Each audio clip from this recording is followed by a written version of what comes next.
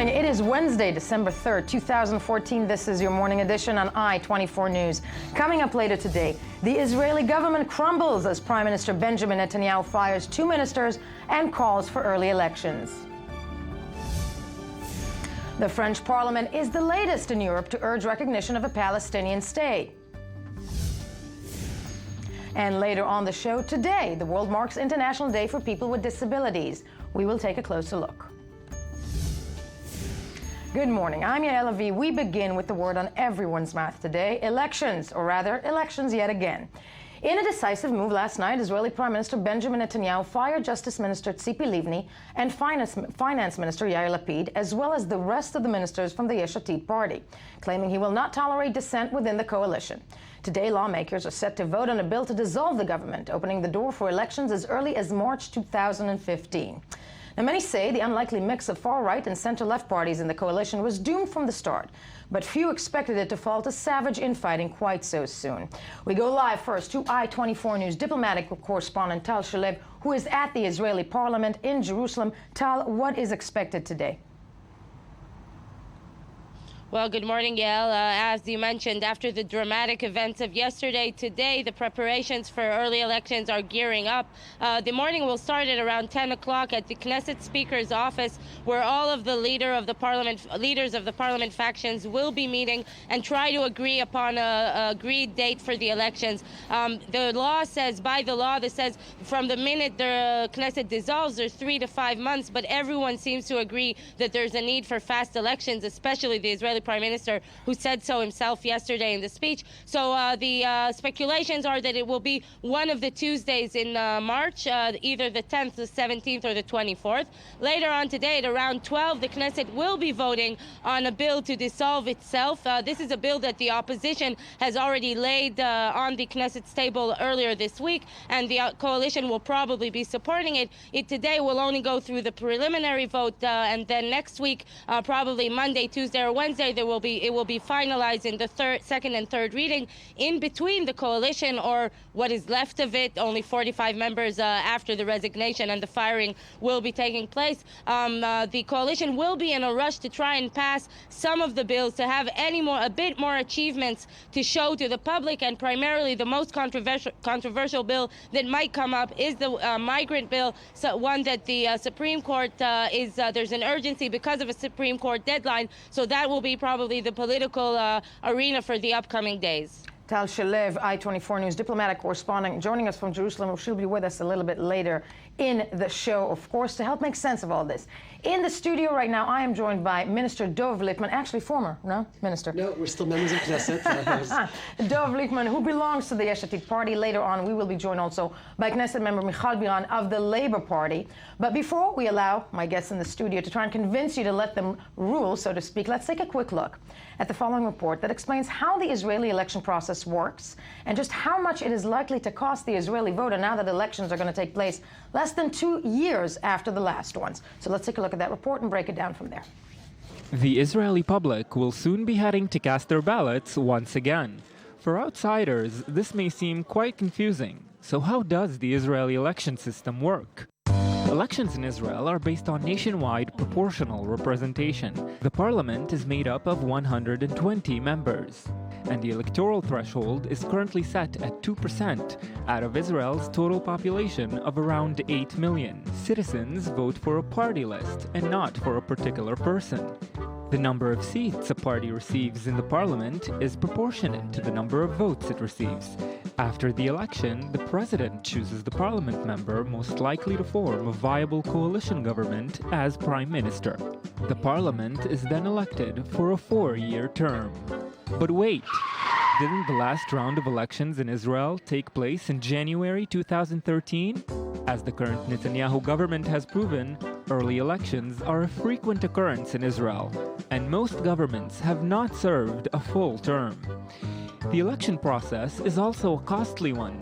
The 2013 round cost over $680 million, mostly due to losses caused to the Israeli market following the day-long sabbatical held on Election Day. The political parties in Israel, most of which were in debt in 2013, received an additional $46 million from the state to support their campaigns.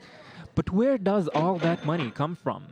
That's right, the voters, for whom only one issue is even more difficult to understand than the election system: why an early election is needed now at all. As said, we are now joined in studio by Michal Biran of the Israeli Labor Party in opposition. Good morning to you. Good morning. Of course, still with us, Rabbi Lippman of the Yesh Atid Party. Now, to quote Israeli Foreign Minister Avigdor Lieberman, also a key player in the crumbling coalition, elections are a fait accompli, as he said late last night, and no one stated it better than Prime Minister Benjamin Netanyahu in a speech last night, shortly after he fired Yair Lapid and Tzipi Livni. Let's have a listen to what the Israeli Prime Minister had to say.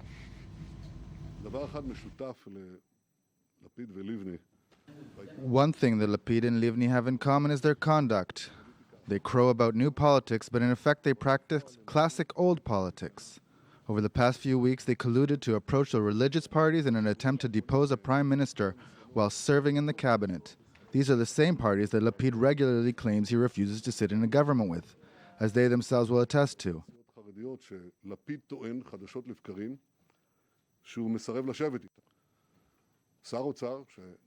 A finance minister who failed at managing the economy conspires in the dark with the justice minister in order to sabotage the government and the person who stands at its head.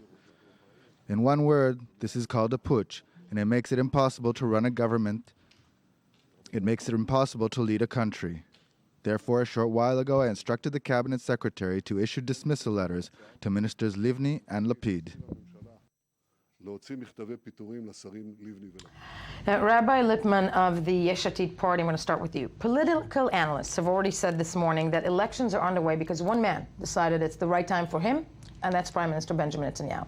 And in his speech last night also, he made it very clear that he's gunning for your boss, in not so many words. He blamed Yair Lapid specifically for what is happening right now, called it a coup d'etat. Was there a coup d'etat? There was absolutely no attempt to try to form a government with the religious parties. We're hearing speculation from maybe one or two members of Knesset from the religious parties. They won't mention names. They're throwing it out there. It's something which is baseless. And what a shame for the people of Israel. At the Prime Minister, he's the Prime Minister of Israel, stands up in front of the cameras, and because of a paranoia, a constant paranoia of who's trying to unseat me. By the way, in his own party as well. Why did Moshe Kachlon leave? Why did Gideon Sar leave? Anyone who's any threat to him on any level, he has to torpedo their efforts, even if it means going to elections, costing the people of Israel 2 billion shekel, and even his own future not certain because of this paranoia. We had major reforms on the table, major successes moving forward, and at a certain point the Prime Minister of Israel said, this threat is too much, I can't handle this any longer, we're going to go to elections, and I'll torpedo all of that progress. But it seems to be, if we're looking at early polls today, and if elections were to take place today, and there are some numbers that, we've managed to acquire, so to speak. If elections were to be held today, Likud would get 22 mandates. The Jewish Home, that's Naftali Bennett, would get 17. Yesh Atid would get 9 mandates. So it seems as if the Prime Minister's, so to speak, stunt, as you call it, is working. People ask me, where's the new politics? Old politics would be cave to the Prime Minister, hold on to your seat. Our ministers knew these numbers. Yair Lapid knows these numbers. We were not willing to cave in on doing the right thing. We had a budget which, from our perspective, made progress in health, education, welfare, internal security, and the Prime Minister, and trying to bring down housing costs, even if it's controversial, try to do something to improve the situation in Israel. We were not going to cave to the Prime Minister's demand just to hold on to our seats. Yes, we're going to elections in a situation where the polls aren't favorable. We are going to have to work very hard to bring our numbers up. We are confident that we can come to the voters with our successes. And I want to add one more point. I do believe there has to be some kind of working together, and I look across the table to my colleague Michal Biran in Labor Party. There does have to be a joint effort to topple Prime Minister Netanyahu. He is damaging to the state of Israel, both security-wise and internally. We have to do our own work for our own party. We will show those successes, but there also has to be that joint effort, and I hope there will be. Valid points that I'm sure Michal Biran will agree with you, and I want to turn to you, obviously, Michal Biran of the Labor Party.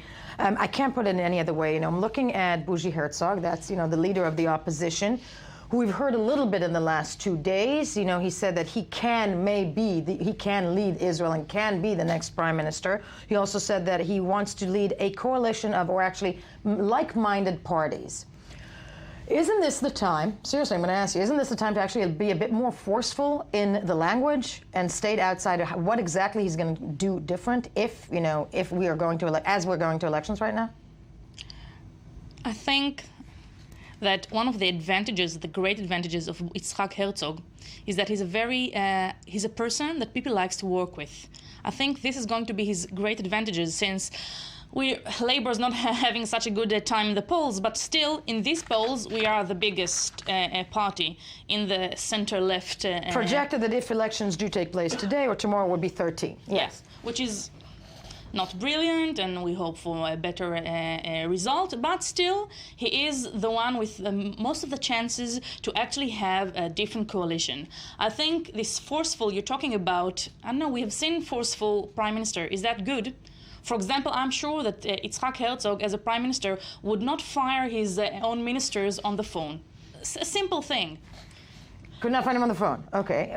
No. Go ahead. Now, I think the fact that you have someone who's that has experience, that people likes working with, that have results, is a very good starting point. It's a good starting point. I'm going to be hard on you, and I apologize in advance. That's my job. Here's the thing. No. People do ask. What's left of the Israeli left? Where are you guys? I mean, it's obvious that Herzog has experience, whatnot, but this time, the things that have happened in the country of Israel over the course of the last year, if we look at several legislations that within the coalition, members of the coalition, now defunct, now fired, have said that they disagree with, we haven't heard that forceful language from the opposition leader. Isn't this a time to come out and say exactly what he's going to do? First of all, I think you have heard this forceful against the Chok HaLeom, the nationality bill, and against racism. And I think you have heard this forceful language. And all of us in the Labour Party have done a very good job in this, being in opposition. Something that we haven't done for a long time. Among the 10th most social parliament member, it's not a good translation. No, I think 9 of them were from the Labour Party. I think we have a very good team. We have done a very good job.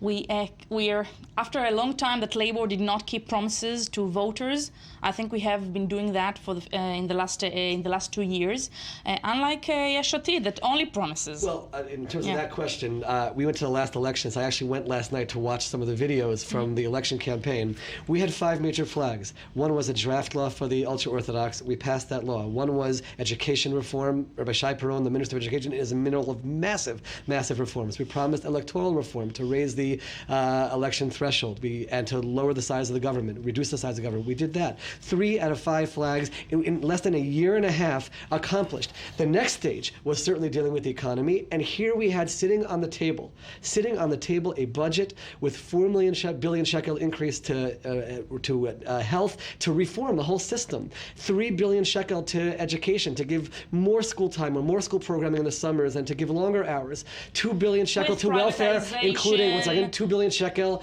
to welfare, including, and that's one of the biggest shames right now, is that the elderly and the handicapped, there were reforms on the table that were supposed to pass to help them, and in internal security, 1,000 more policemen. These are things that we did promise. They were on the table for the budget, and the Prime Minister of Israel, again, torpedoed that progress. I would do something I not normally do. I would quote Chaim Katz, MK Chaim Katz from the Likud. He has a very nice phrase. Some people deliver and some people apologize, okay? And saying we had the intention to do reforms, but we couldn't make it. I'm sorry, that's what you're saying. And the only good chapter in this budget is the health chapter, and I do say so. But, for example, you said you're going to fight the outsourced and the contract workers. And in this budget, this social budget, you wanted to pass. For example, they suggested freezing all jobs, all posts within the state services. What do you think that means? It means more contract workers. So I think there's a huge gap between what you promise and what you deliver. The fact that Yair Lapid insisted on the zero VAT taxation for a new accommodation, when you couldn't find any economist saying it's a good bill, going to the media talking about the bill without consulting with any professional analyst, what made the chief analyst of the finance minister to to say that he's done with that he could not protect this bill. And to keep insisting and saying that you're going to election because of the zero taxation, no, it's only a battle of egos. Bibi Netanyahu and Yair Lapid. If it was a battle of egos, if Yair Lapid was acting out of ego, he would have done anything to stay as finance minister, as probably has been done throughout Israeli history. The new politics, the non-ego, is to stand up for the principle and the values. We can have a debate about the VAT tax, we can have a debate about the medical reforms, and that's going to be the debate probably in the course of the elections. But here's a party which said that we're coming to make change, we're coming to make reforms. I think to myself, in a year and a half in the Knesset, and Michal, tell me if I'm wrong, I don't think the Prime Minister of Israel came to us with a piece of his own legislation. Here's what I'm trying to do to change the country. We came in, we tried to shake up the boat. Bibi Netanyahu is worse. So we tried to shake up the boat. We tried to make things better. That's not a big competition. And I'm proud that Yesh Atid made those attempts.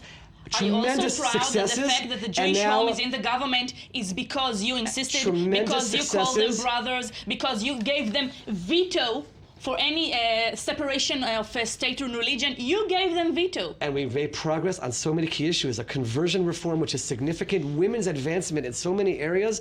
We have to do a lot more, and God willing, we will. Guys, I don't want to stop this immediately, but I want to ask you one thing, because all of these are valid points, and it's clear that the election campaign has just started around this table, okay? But it is also clear that the campaign that the Israeli Prime Minister is waging is personal. I mean, I can say this out loud because it's definitely personal.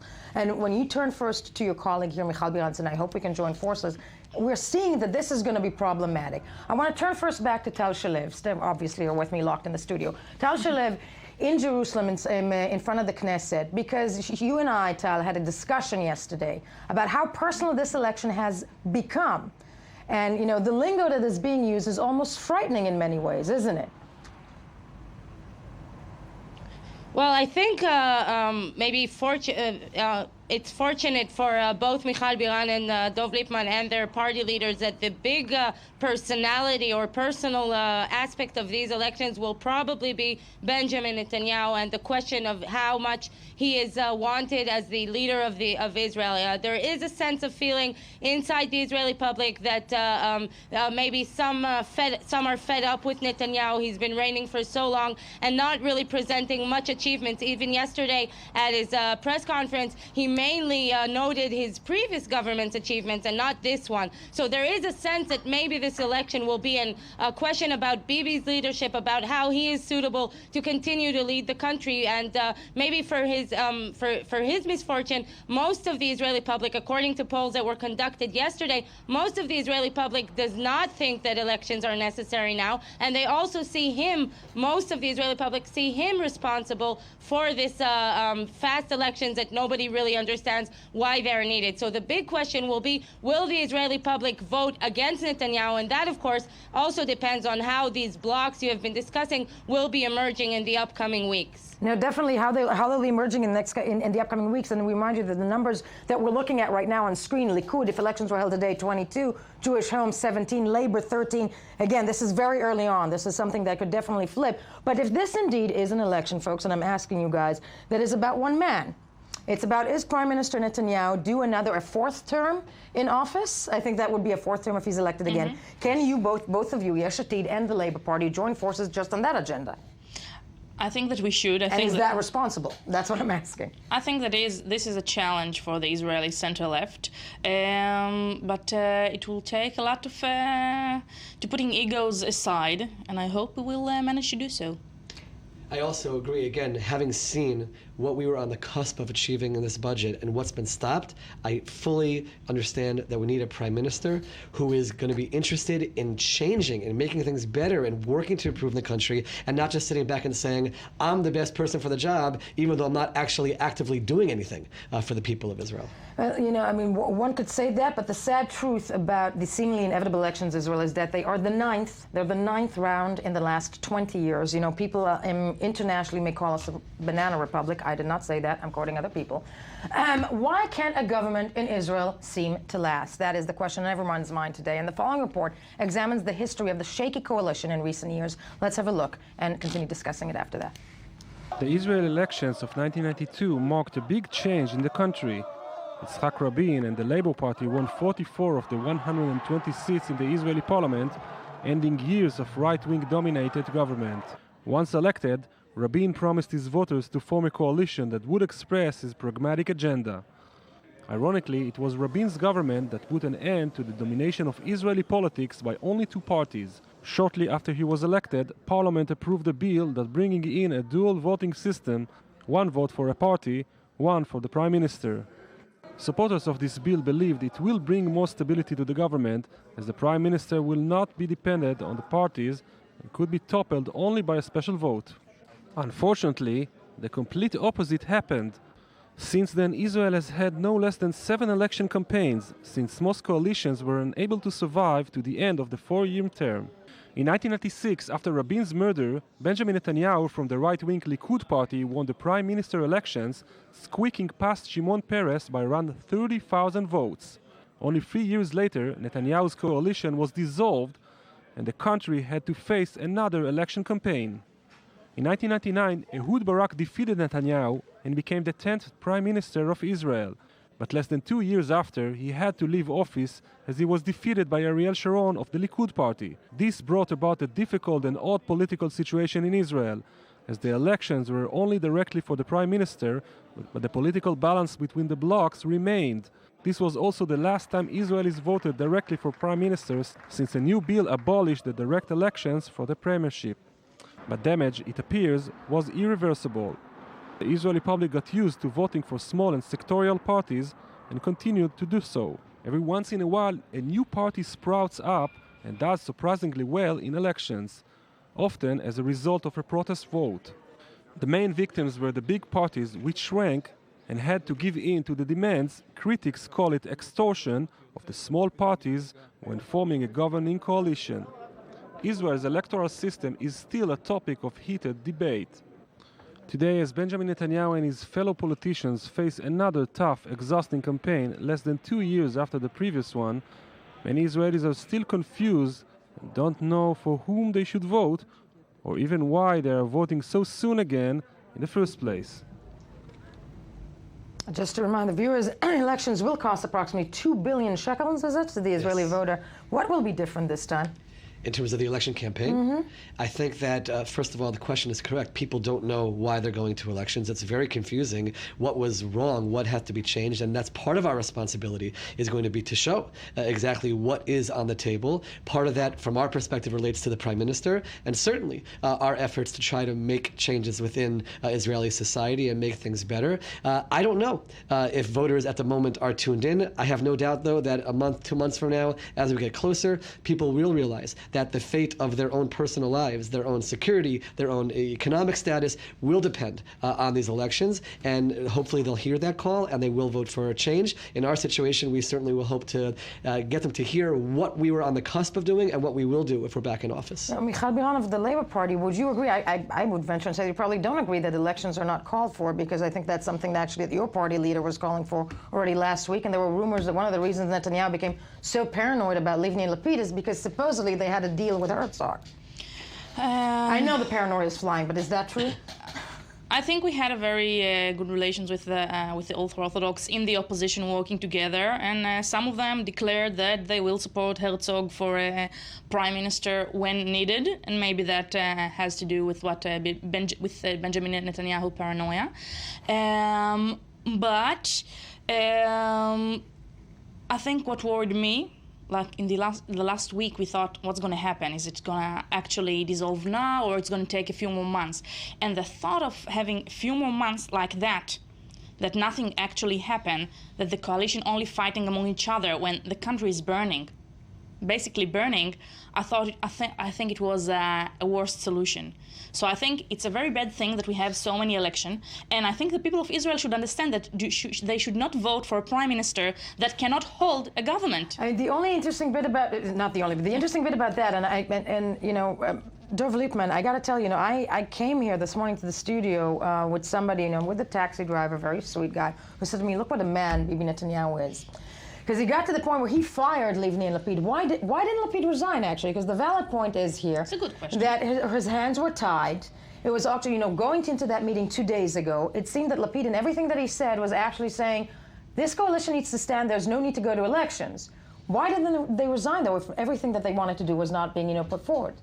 The truth is, when I think about the issues that are on the table, and you mentioned the ultra-Orthodox parties, and I'll explain in a moment, we have been made, and I've been, a big focus of mine has been on this issue, in significant changes in the ultra-Orthodox culture, not in the parties, in the culture.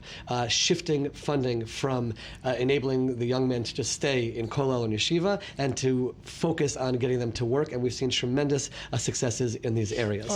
Right. When you have tremendous success that's happening, when you have things that are going well, you don't just react on the flip of a moment and say, I'm walking away. We as a party had a plan, and we still are. We're sitting to this morning at 10:30. It's very possible, had the Prime Minister not fired the ministers, that our decision would have been to walk away. But there are, even while we're going towards elections, there are positive things, even without the budget, that are happening within various ministries, within various projects. You don't simply run away from that because of the political situation. We were going to analyze that this morning. The Prime Minister, out of, again, his paranoia and his fear, made the decision for us, and now we'll move forward from outside. It's very difficult. The ministers last night explained that. All the good things that were happening, even quietly, to just walk away from that, even when we're on the way towards elections. There are things that we're doing for the benefit of the people of Israel, and they wanted those to continue. Is the opposition looking to join hands with parties like Yesh Atid and Atnoa? Real quick? I think we should join hands, but we should think about how to do so, because there are huge differences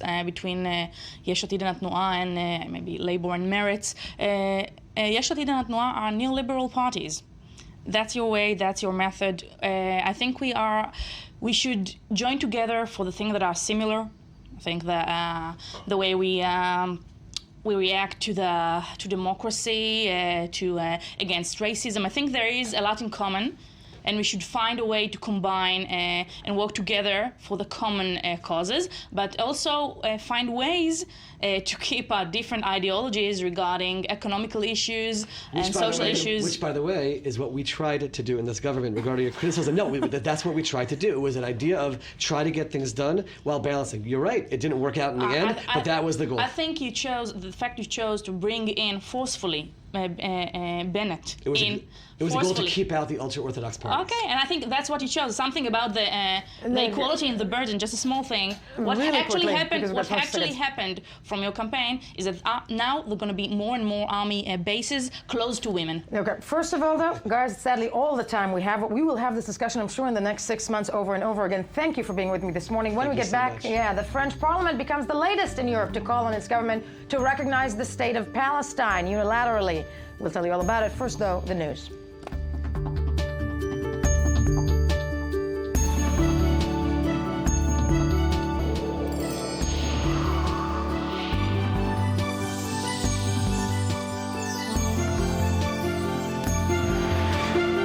Good morning. Thank you for joining us. Staying with us, I-24 News Morning Edition on this December. It is the 3rd. Thank you. Yeah. For which I have Anthony Grant to discuss the news you missed while scanning the headlines that were all political this morning. What do we have? Well, listen, I want to tell you, Ashton Kutcher is not going to be nominated as the next Defense Secretary of the United States, but it looks like Ashton Carter is. I had to put it out there because I wanted to pre-make the mistake, and then correct it, autocorrect. But you know that there are many people within the Bible Belt of the United States that are convinced that the next defense will be Ashton Kutcher. Yeah. It's only because Ashton Carter wasn't cast for the next movie by exactly. whoever. And I don't know how many followers he has on Twitter, but clearly he's not free a million. now to be Secretary of Defense. Anyway, who is this guy? Ashton Kutcher. Actually, Carter. Ashton Carter. Yeah, you see? Yeah. Ashton Carter was the Deputy Secretary of Defense from 2011 to 2013. Okay. He's considered to be sort of intellectual, kind of a policy wonk kind of type, very well-schooled in matters of defense and weapons acquisition. And Obama is expected to announce that nomination quite soon. Of course, he'll have to go through Senate confirmation hearings. Clearly. Sources say he's going to be a shoo-in. Is shoo-in, and then though I do not envy the man because it's coming into the time where one has to make so much sense of what's going on. Here where we sit in this region. Exactly. Yeah, and probably, the responsibility will also fall on his shoulders. But hey, more power to him. Yeah, and I think Yes. he's going to have to jump into the ISIS fray straight away because Oh, there's yeah. a lot percolating there, talking about potential safe zones on the Syrian border, all the rest of it. And Speaking of ISIS, apparently ISIS leader Abu Bakr al-Baghdadi's wife, or one of them, and child has been detained by the Lebanese army, actually, as they crossed over the border into Lebanon from Syria 10 years ago.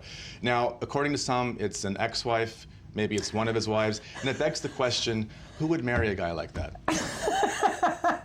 When you just brought this headline, God bless you, Tony. My first thought was, oh, good, let's piss him off. It's just, and what are they going to, of course, the Lebanese authorities will interrogate, try to get what information they can, but it harks back to the days of Osama bin Laden and his wives and how much they and knew. plus, has Baghdadi responded? Has he said, I'm going to go release my sweetheart? Probably not. I think he's got other issues at the moment. Or if he's like my husband, he's probably going, oh, thank God. It's one less to worry about. She's gone, yes. Crazy stuff. But also, speaking of ISIS, and Al Arabiya ran an interesting story about an Egyptian so-called hipster fighter, Islam Yakin, who was killed recently in a homicide, if you will, mission in Kobani. I want to say in Kobani, yeah. And again, it's just the influence that someone like al-Baghdadi has over impressionable, erstwhile successful kids like this. This is one example of probably, lots of others. No, we have not cracked this enough. This is, I think it's the million-dollar question of the Western youth folk, westernized, and this so guy, to speak. yeah, this guy, I know a hip guy from hipster, Cairo. And that this is, that narrative of ISIS is appealing to them. We can discuss it over and over again, but one does not understand. We have it. So again, reported there in the Arabic media. Speaking about Iran, Bloomberg had a story about Iran-backed hackers targeting American airports and carriers, airplane companies, basically. According to this disclosure by a cybersecurity firm in California, the story broke yesterday. Apparently, hackers working for Iran, you might want to call them Iranian hackers, but they may not be government officially, but backed in some way sanctioned. by Iran. Okay. Yeah. Apparently, have targeted at least 50 companies and looking for vulnerabilities that could be used potentially in physical attacks at some point in time. So it's kind of alarming that this is being verified by a very legitimate cybersecurity firm. Source. And also, apparently, they were hacking involved to steal credentials that could be used to impersonate workers involved in infrastructure-type jobs. And Iran emerging as a cybersecurity threat of the first order, which is disturbing. And disturbing, but I think also most countries, the future will be probably see a lot more wars fought in cyberspace, so to speak. But yes, this is alarming and much worse than the Sony picture Fury leaking online. It is. Yes. Also, this has been discussed in the news headlines, but it bears mentioning because of the ferocity of this attack in Kenya, where al-Shabaab militants killed 36 Christian quarry workers. This yesterday being reported. And again, Kenya is having so many problems with this militant, if you will, terrorist group. No, definitely. Singling out non-Muslims, apparently not for the first time. And it's really for tourism, for economy in Kenya. This is not just a human catastrophe, but they have people resigning in government. How do they deal with it? Yeah. And we're looking at that in Africa. It's al-Shabaab in Africa if we're looking at ISIS, within the Middle East. But the number is 36 Christian quarry workers in Kenya. It's staggering numbers and not reported enough. I'm glad that actually was brought to the attention. So following that in Kenya, of course, very closely. Totally different note. Christian Science Monitor reports that in the United States, we talked a lot about Facebook in the past few days and rant online controversy. They're taking up their first big Facebook rant case. And this has big implications for. I'm still going to be sued. Okay. Well, actually, it could easy to be sued, but not maybe easy to prevail, depending on which part of the line you fall on with First Amendment speech. Right. Basically, the case involves a guy who was posting threatening rap lyrics about his estranged wife, and the question will be: was it an actual threat, or was it just being mean and nasty? And can you prosecute mean and nasty? Not as easy as No, actual and threat. basically, if that is something that that sticks, so many people are going to be sued. I mean, is the Facebook all about rants? That's the essence of the status. And they're going to be looking at question of intent. Of intent. And the New York Times had an opinion piece saying that it all has to go down to intent, not just beyond a simple rant. The decision won't come until June, but people are going to be following this pretty closely. No, very interesting. Definitely interesting stuff. Yes. St. Louis Post-Dispatch talks about this case of over the weekend, a Bosnian immigrant was beaten to death, killed near Ferguson in the atmosphere of racial tensions in Ferguson. Controversy because the Bosnian immigrant community is saying it's a hate crime. The police are saying no, it's not. His assailants were identified as Hispanic, African American. Yeah. So was that a factor? Don't know. You can't say decisively. But again, the issues of race and violent crime in the U.S. continue to percolate and swirl, and it's not just a one-off. No, definitely a one-off. And I think the American president is also holding a special meeting to discuss, the situation of Ferguson. It's very. I think the sad truth is that this is happening in the last term of President Obama, the first African-American president. Yeah, I mean, there's no reason to think why it would have suddenly, gone away during his term. Because exactly. The racial divide is deep-seated within the American society. So a very sad story. Yes. Over in England. UK. Yes, please. You're going to finally this one. Yeah, Thank you. Tony Blair's Christmas card is causing some controversy. Let's pause for a second. Let's pause for a moment and take a look. He actually has quite good teeth. That's not the issue, but is it too toothy a grin? And people are saying that it is. Listen, I saw this last night. I'm very glad you brought this to the attention of our viewers because teeth should be the leading headline from this Christmas card. Yeah. It's also a very bizarre kind of. She looks like she's holding him back. It's like don't jump him. She looks like what's from Saturday Night Live, Rachel Dratch. Rachel Dratch. Yes, wow, Dratch. Right. Yeah, she's so short. Anyway, it's sort of it. And it's season greetings, and where's the tree? Where's the tree? Well, it's very ecumenical, but British politicians have wasted no time in tweeting about how it's sort of is symbolic of the mess he made in the Middle East. So I don't know how they made the link, but they have. More power to Tony. Who cares? Let them put out any card they want. Thank you, Tony. Stick with us. You're locked in the studio as we move along.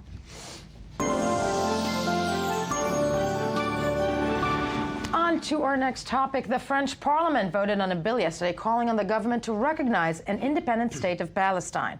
Now, the non-binding vote passed 339 to 151, and to discuss the meaning of the motion, yet another one in Europe and its possible implication on Paris-Jerusalem ties, we're joined in studio by former Israeli ambassador to France, Daniel Sheck. Good morning to you. Good morning. And before we delve into the subject, let's have a look at the following report from the I-24 News Desk.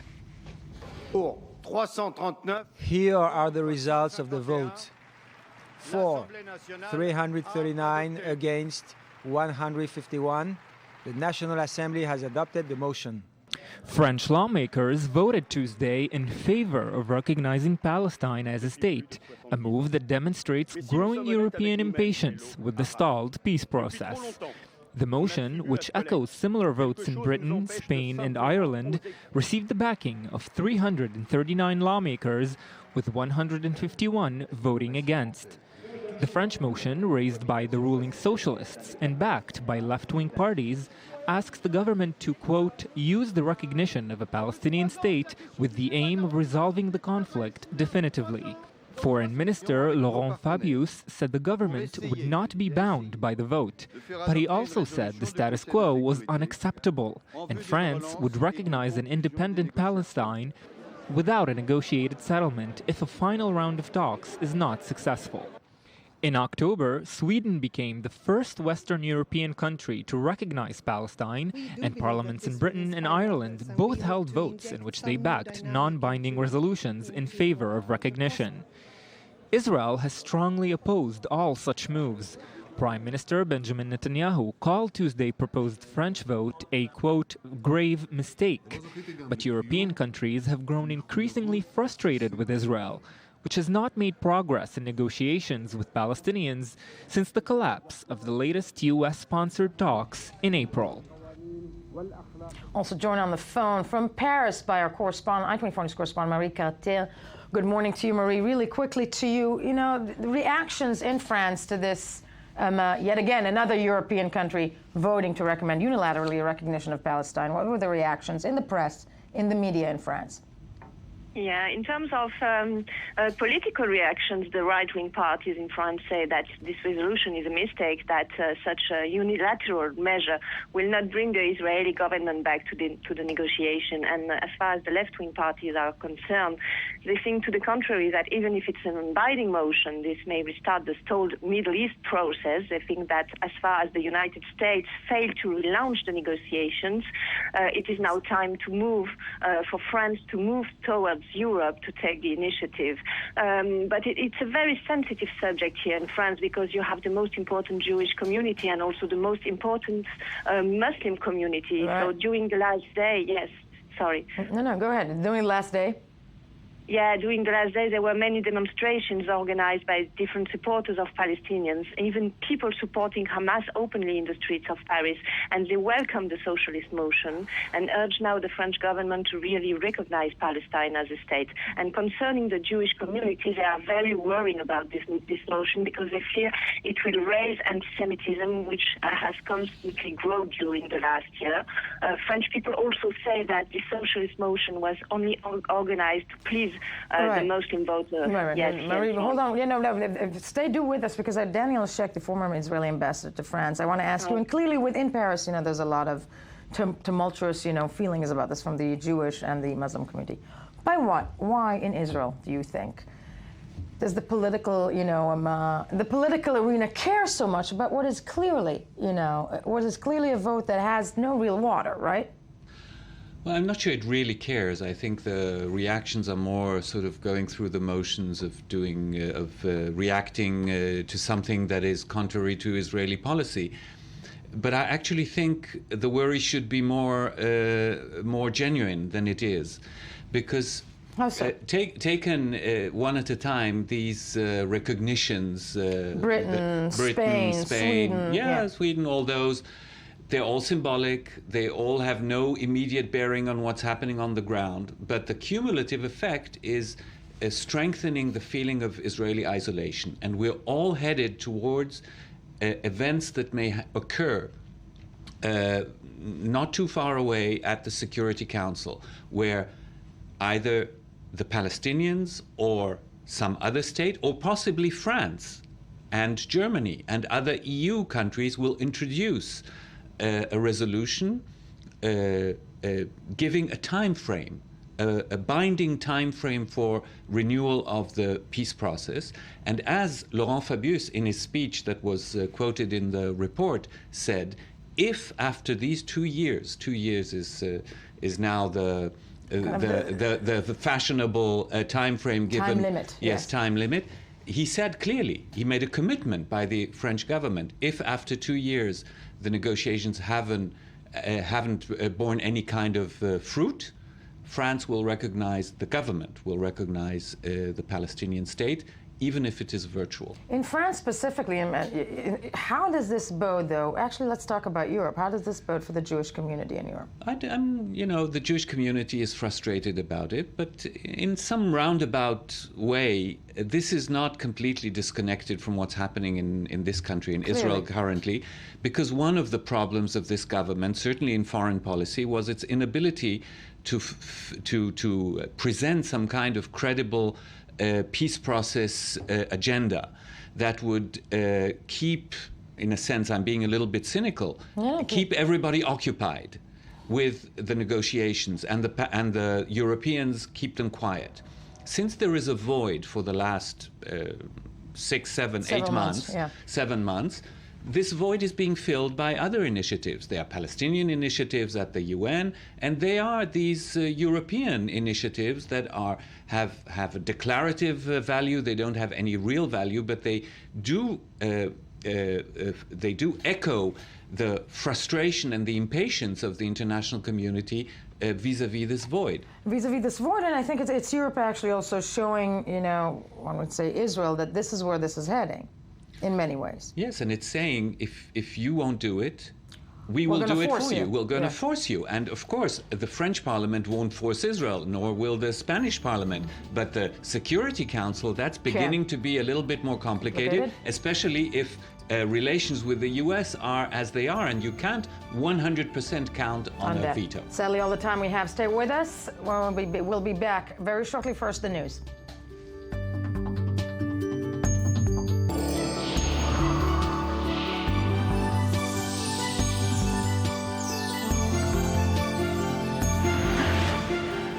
Welcome back. It is still Wednesday, December 3rd, 2014. This is still the morning edition where you should be. I am still Yael Levi, last I checked. This is still Tony Grant locked in the studio with us. Thank you for being with us, because today is the International Day for People with Disabilities. And when the world takes a moment to honor over 1 billion people globally living with some form of disability, this year's focus is on the attempt to harness technology and promote inclusion and accessibility. Usually, when we think of technological advancement in the field, we think of smart prosthetics, of bionic limbs, but sometimes it's the everyday technology that we all use that can make the difference in people's lives. So, our next guest is author and online entrepreneur Yuval Abramovich. Good morning to you. No, lovely to have you with us. And before we talk, I want us to take a look at a short clip that you will recognize. Okay. Let's take a look. Yuval Abramovich from Israel fell in love with Oprah Winfrey ever since he first saw her show. At the time, he was disabled on a wheelchair as a result of an accident. It was love at first sight. Years later, when Tom Cruise jumped on her sofa, Yuval jumped on his sofa back home. When she gave out cars to each of her audience members, he sobbed in excitement. When she announced that the 25th season will be her last, his heart was broken and never completely healed. He hardly sleeps, rarely eats, and just sits in front of the television, mumbling, "Oprah, Oprah." Open your hearts and spread this clip to as many people as possible, so Yuval can finally smile and meet Oprah.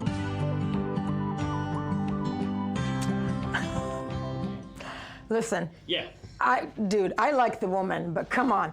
Okay.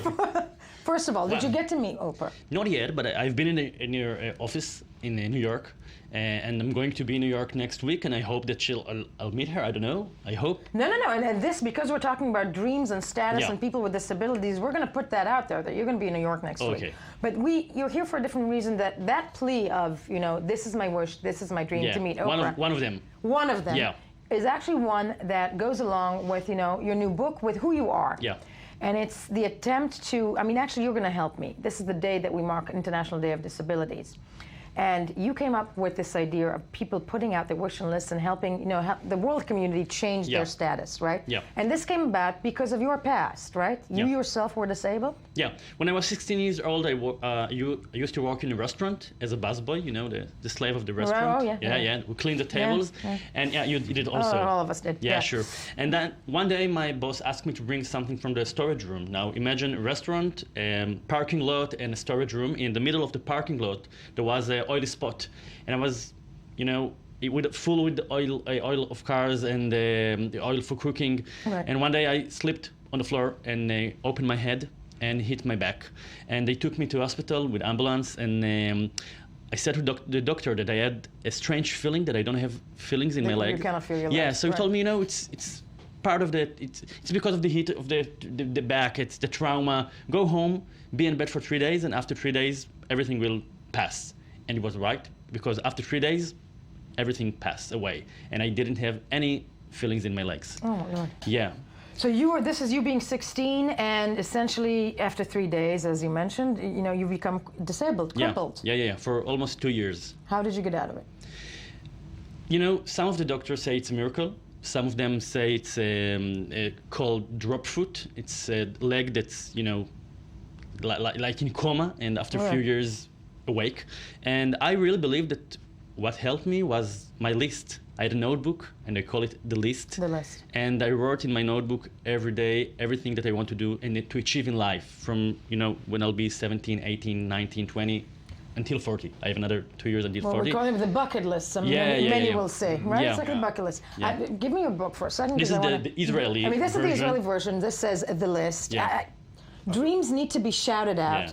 Of course, because, you know, we're all Jews here, I have to say, when I read the name, the list, all I can think of is Schindler. Oh, okay. But, don't laugh. There's a sticky note No, there, there's so a sticky note, and then that comes out, and Schindler didn't have sticky notes. But dreams need to be shouted out. What does this mean? Tell me what this, and this is it's clearly a bestseller, it's also out in English. What does it mean? It means that you need to speak about your dreams. You know, our parents all the time tell us, don't speak about your dreams. I mean, people can steal your idea, don't be rude. And people, you know, doesn't speak about their dreams. For example, I went with my daughter Shira in one of the streets in Tel Aviv, and one day she was mumbling to herself. So I told her, what is happening, Shira? So she told me, you know, I saw a shooting star. So I asked for a wish. And I told her, okay, what is your wish? No, I can't tell you. If I tell you, it won't happen. Why? That's actually worldwide. That's the leading, you know, conception that you have to, you know, when you blow out your birthday candles, you have to make the wish in your heart. You have to. You know. But why in your heart? Why don't speak with people and tell them your wish? For example, I did a test. I opened a blog. I call it The List, and I published 10 things that I want to achieve in 400 days, and it was in Hebrew and in English. And not only that, you know, apparently, you know, speaking out your dreams and your wishes helps many people and disabled people. That's what we've learned. Also, and joining us now via Skype is Yaniv Aviran. Oh, cute guy. He's a man who, you know, sadly suffered from muscular dystrophy and was inspired very much by your book. Yaniv, first of all, Yaniv Aviran, thank you so much for being with us this morning. And I want to hear from you. What did the book, what did Yuval's story and the book and the list do for you? So first of all, I'm also for about 5 years touring around Israel and sharing my own personal story, how in spite of my physical disability, I achieved almost any goal I set for myself, and that's how I want to inspire people to go after their dreams. And then after I saw Yuval on the TV, and I heard about the List project, and I decided that I must write him, and we contact, and I shared with him my own story, and Yuval actually helped me to take my dreams to the next level. Recently, I told him about ambition I have to spread my message outside of Israel. And by his advice, I opened blog in Huffington Post, and now I'm sharing my story. You're sharing your story with the rest of the world, and it's remarkable, and it's beautiful, Yaniv. I think it's incredibly. People, first of all, you know, people without your condition. Don't make their wish come through, you know, ever so often. And I want to ask you then, the story of Yaniv is something that I think, you know, especially today on the day that we mark, you know, people with disabilities, it's the opportunity to give people that are being told actually from day one that they can't do things, right? Yeah, like Obama said, yes, you can. Yes, we can. I don't know if Obama is a good example. I know in those days, I know. And I'm a registered Democrat, so but still, it's giving giving people with disabilities the opportunity to do things. And in the case of Yaniv, you know, he's a motivational speaker now. Sure. Yeah, he wrote, by the way, a very nice book for children, and is a very nice person and a very smart person with a lot of motivation. And I think today the world is so small, we can connect each other with blogs, with the nation, with Facebook, Twitter, everything. So this is like what, International List Day in many ways? Yeah, actually tomorrow it will be the list day, and I hope that everyone will publish in Facebook or Twitter status with 5 dreams that they want to achieve in the next year. For example, what is your dream? Yeah, no. Why? What is my dream? No. It's a different categories. I took it to heart Tony and I, because Okay. I never do anything without him. Okay, so And, what is your dreams? Yeah, so notice he doesn't drink water when I speak. Yeah. But but that said, I did. I knew that you were coming, and I put out a status on Facebook. Okay. And I first asked. I don't know if we have my status. Do we have my status? I first asked on Facebook. Yes, there we go. And this morning, I also did a little plug. I wish for regional peace, because let's face it, we're living Okay. here, and everybody, Yeah. regional peace, and a live-in nanny. Okay. Yeah, I know it's not very lofty and not in no particular order, but I'm a new mom. Okay. So, but regional peace. And you said, you're asking people tomorrow to put 5 things. Yeah, 5 things that they want to achieve, but realistic. I mean, Realistic. And yeah, hold on, what realistic. did Tony put out I there? had a journalistic dream. Okay. Which I still well, have. No, you still have, Yes. and we're going to see. Yeah. Tony also had had a wish. Yeah. Let's see what you had. Long-standing wish, actually. long-standing wish? Yeah, Yeah. it involves a pop star, a pop icon, an artistic ambassador. We're so shallow. No. This, and But it the question is, involves- what do you do for your dreams? This is the question. Well, I posted on Facebook, hope that she reads it. Okay. Yeah, Oh, we're that- talking about Madonna. Yeah. I actually. Listen, your you chick talk is about Oprah. I Yeah. would love to interview Madonna Okay. about matters of art and knowledge and faith. Okay. In a posh hotel setting of my choosing, and I have put it out there. Yeah. Yes. And we're Okay, but I hope that you understand that one post is not enough. It's not I mean, enough. you need to do a lot of things. I have to You stalk her. I don't know. I'm not going to stalk Madonna. Don't By worry. the way, I stalked Oprah Winfrey. I did it. I did it. I think the leading line is here, go for your dreams. No, don't let the police stop you. Don't let the police stand in your But way. it's true. It's the difference between people that just write lists and the people who does things. You need to things. do. Yes, you need to do. Yeah. Okay. It's and definitely those who. I think it was Woody Allen who even said that. But I'm thinking of a quote I can't say. Yeah. It's a fabulous initiative, and I think looking also at people like Yaniv helps so many. And first of all, on today that is the International Day for People with Disabilities, I think they need to shout out their dreams, and maybe all of us need to shout out our dreams. We do. Your book is the list, as I'm showing it again. This is the version in Hebrew. It's coming out in English as well. Yeah, in Amazon you can find it already. Already, Tony obviously is going to shout out. He's going to interview Madonna, and I will, force my husband to become the nanny. Stay with us as we move to the viral spiral that is the web review with the time that we left. Yes. Nothing the as real news. exciting as all of that or as important, but some real estate news. If you are shopping for a condo in Germany, according to a website that we like called Vocative, we have Hitler's Seaside Resort is converted into condos as we speak. Oh my Now it's word. located in Prora, which is Oh a my town on the God, yes. island of Rügen. Natürlich. Yeah, Rügen. 3-hour drive from Berlin. So you can get your city No, it's fix great. and then go to where Hitler Where tried Adolf. to. Yeah. He's put. Chill that. He tried to get this thing going in 1936, but world events intervened. And prevented his vacation To colony bloom. from blossoming. Yes, from blossoming. But the Okay. building stayed there, and now you can actually get, I guess, a pretty good deal. And sort of emotional baggage optional. But What are the recreational activities? I wonder they're going to offer. well, it's an Let's not go- island. It's an island. So you could probably swim for 4 days out of the year, seeing as how it's Germany. True, you can check in, but Yeah. you'll never check out. Interesting yes, stuff. Interesting stuff. Let's bring it back to Madonna. Okay. Okay. Yes. We've talked about side boob a lot in the past. Very much so. Okay, well, full frontal Madonna in this very artistic interview magazine spread. Now, there, of course, because it's a morning show, we have blocked out the appropriate parts. But Madonna is the cover of Interview magazine, and she has sort of out Kardashian. I was about to say, Yeah. this is wow. Leave it to Madonna to take it to She's the now- next she's in her level. mid-50s, isn't She's she? 600 years old. But going on Big 18. supporter, yes. Hold on. Okay, clearly he doesn't want to interview her. Madonna, you never heard that. Yeah, she's a little older, but she's timeless. Actually, She's I timeless, she's timeless. did the interview with her in the past.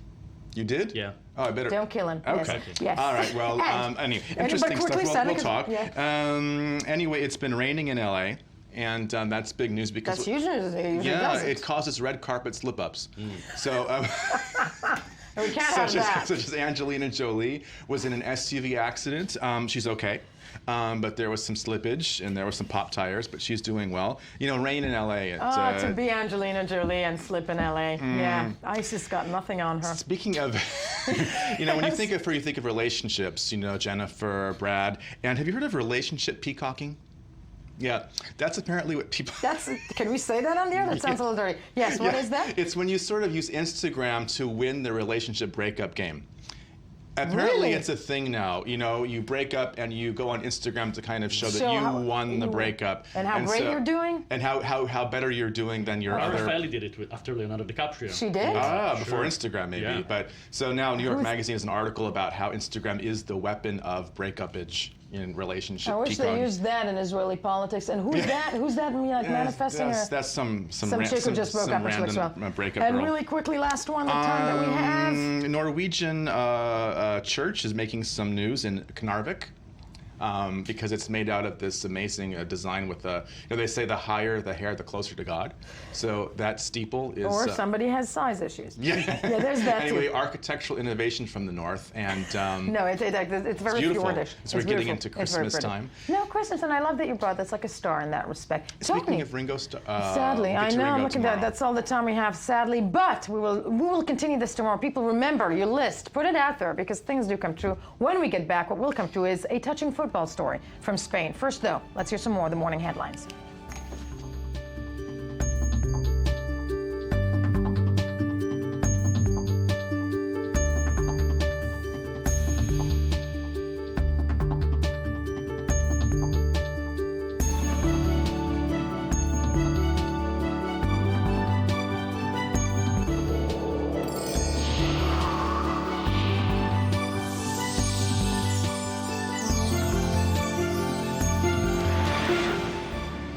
Good morning, I-24 News Morning Edition, the place you should be. Yes, Israel is going to elections, but that's not the important stuff this morning because we're joined in studio by the Sport Magazine host, Jonathan Regev, sporting the Johnny Cash look. What could be more important than me, I ask? Elections, come Elections from elections. Elections. Right? No, come on. What? We're going to vote again 2 years after that also. We all know that. 2 years, if not a year and a half. Yeah. Should I say that or not? Or? I think you should. I think it's important and to keep a sense of humor about the fact that this country is going to spend 2 billion shekels on the upcoming elections, and we have to remind people that elections cost money. Yeah, that's so funny. Isn't funny. that? Ha ha. Yeah. Ouch. That said, Jonathan Regev, make us happy. Sports. We all like the big teams with the big money, right? Especially in Spain, Real Madrid, Barcelona. They seem to compete with each other. You bring a star for 80 million euros, I'll bring one for 81 million euros, right? Money again. Well, guess what? It's not about that. This is not the important thing in football. In the big teams such as Real Madrid and Barcelona, they seem to have forgotten that. But another club from Madrid, Rayo Vallecano, they did not forget that. Their budget is just about 1% of the big ones.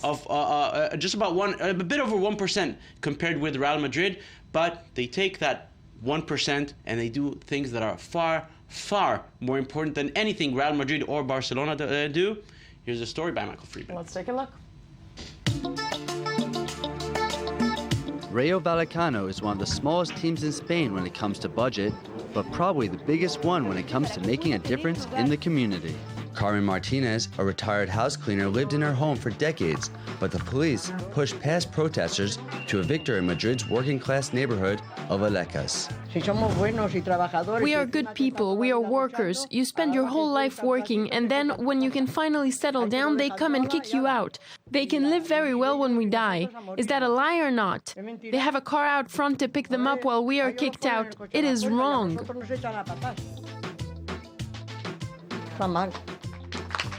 This had prompted intensive Spanish media coverage of Martinez's misfortune. The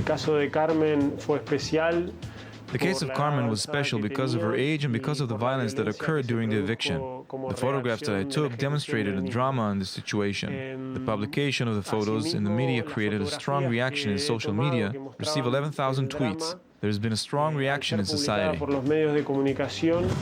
It is no surprise Rayo Vallecano, who is known for being one of the most modest teams in the world, stepped up to help the 85-year-old local woman who was evicted from her suburban house. The football team, which plays just 4 kilometers away from her former home, offered to find her an apartment and pay the rent for life, showing the whole world that caring for the community is much more important than just another win.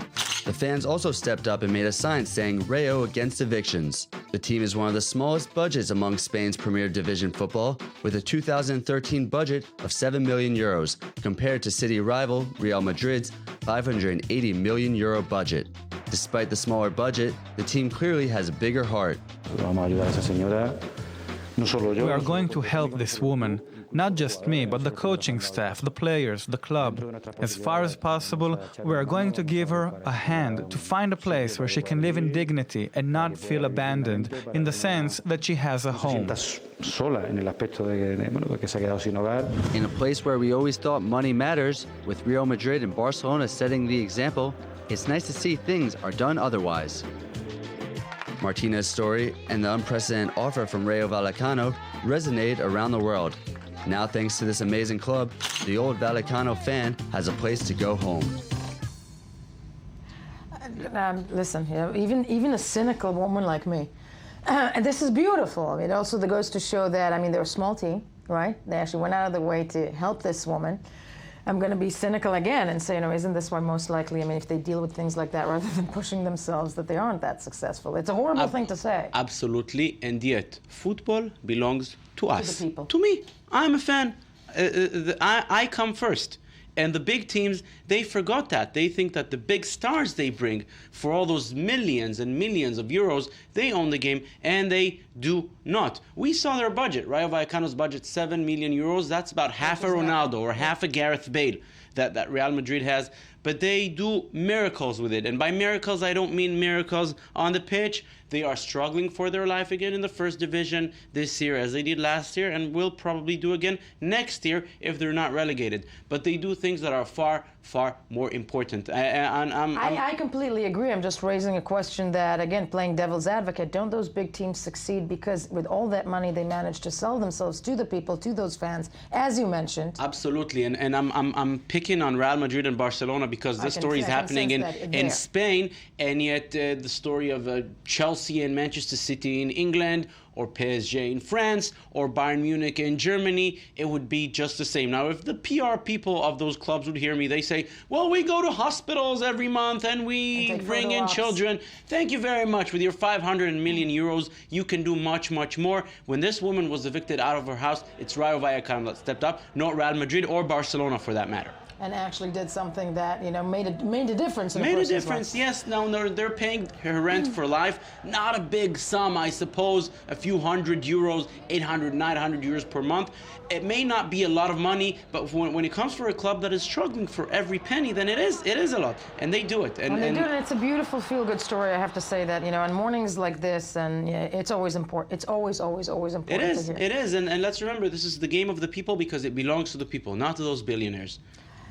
True, although I think at this point it already belongs to the billionaires, but I'm not going to argue with you on this. Absolutely. And they own it. And we will speak about those billionaires right now. Come on, yes. What about those billionaires? Real Madrid, we just said how bad, not bad, how they're not supportive of the community as Rayo Vallecano.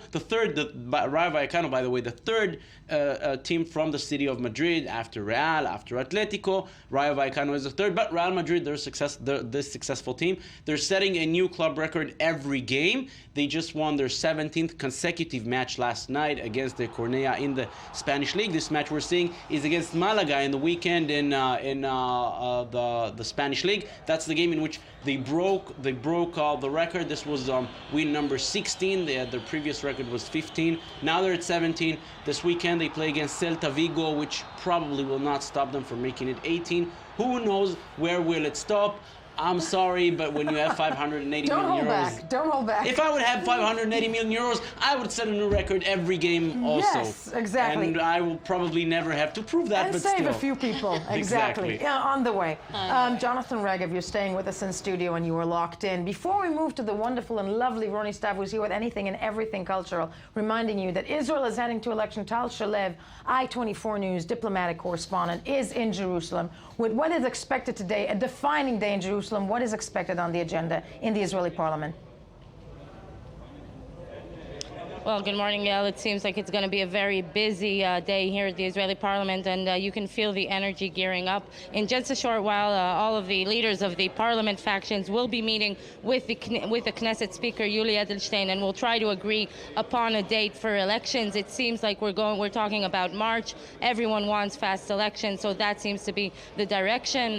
Later on today at around 12, the Knesset will be voting on a vote to dissolve itself. This is a bill that has been laid already earlier this week by the opposition, and the coalition is expected to support it. It will only go through its preliminary vote this afternoon, but next week, probably Monday or Tuesday, early next week, will be finalized with a second and third reading, and that means officially going to elections. Tal Shalev at the Knesset Israeli parliament will be updating throughout the day on I-24 News as Israel heads to the polls yet again. Time for you, Ronnie Stav. Well, let's to keep make it us in happy. The same. Yeah. Let's keep it. Let's keep it right there. Yeah. Introduction. Ronnie Stav, definitely culture correspondent, Ynet, America Ynet's correspondent as well. But here to make us happy. Shoot. Are you going to make me happy? Reality and fantasy just collaborate so well in the past couple of days. Looks like House of Cards season 3 is about to be out this coming February 2015. Yes, get excited, Jonathan. Mm-hmm. Wow, no, is it good? Yes. Yes, there you go. Yeah, he's president now. Yeah, he is president now. They actually teased and they were saying President Underwood and the First Lady have an announcement to make. We're gonna kill everybody. Exactly. Okay. House of Cards, third season is out February 2015. So it's so appropriate. I mean, it's already so appropriate. This power life. Couple that just decides what to do. It's so appropriate. I just feel. How did they come up with that one? Yeah, it's really nice. I don't know. I feel this deja vu coming up. It's really nice. And the thing that I so love about House of Cards, it is the television of the future that you can binge watch it. Absolutely. It comes out, you binge watch it one season and it's so good. We were talking last week about the whole idea of web series, how there's so much more just connected to what's actually going on. There's so much less censorship and just being, obligated to different channels and what they need to do and what they and the way it don't works need to today, do. I think people, the new generation of people who live on social media, will live on the web, want anything and everything fast and immediately and now. Exactly. And that type of thing, helps with that. Exactly. Yes. What else? So yeah, it's really nice. And the next thing we have is World AIDS Day. Red. Yes. Was just 2 days ago, and they had a secret show in Times Square. They only announced about it at 2:30 p.m. Right. The U2 website pronounced that they will be performing that night. Now, Bono had a horrible bike accident in Central Park a week ago. He's not excited about it. No. It's actually very sad, yes. Yeah, and he needed to go through 5 different procedures, and it's really not a pleasant type of an accident. No, definitely. So in Times Square, other than Bono... So we had other frontmen for U2. So Chris Martin and Bruce Springsteen came up to be U2 frontmen. And all of a sudden, it's so much fun. Yeah, exactly. I know, because let's face it. I mean, with Bono, can I say this? I mean, it is my personal opinion. I take full responsibility with it. I am so over him. I'm not sure it's Bono. I think it's the whole Apple thing. Yeah, the sticking the music down like YouTube big money, I don't know. Together. That's the minute I had a shift with them. I wasn't like a huge fan before, but that was just my personal taste. When my iPhone started blasting YouTube. That's when you're like, I'm not excited about you guys anymore at all. Yeah. Okay.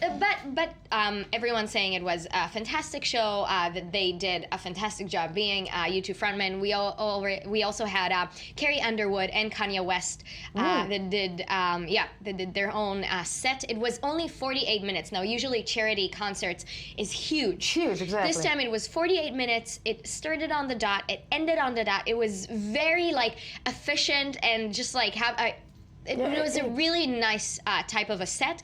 They had a really nice friend coming. This guy named Bill. His last name is Clinton. Oh. He was kind of saying, "This is cool." Did he sing? No, he didn't sing.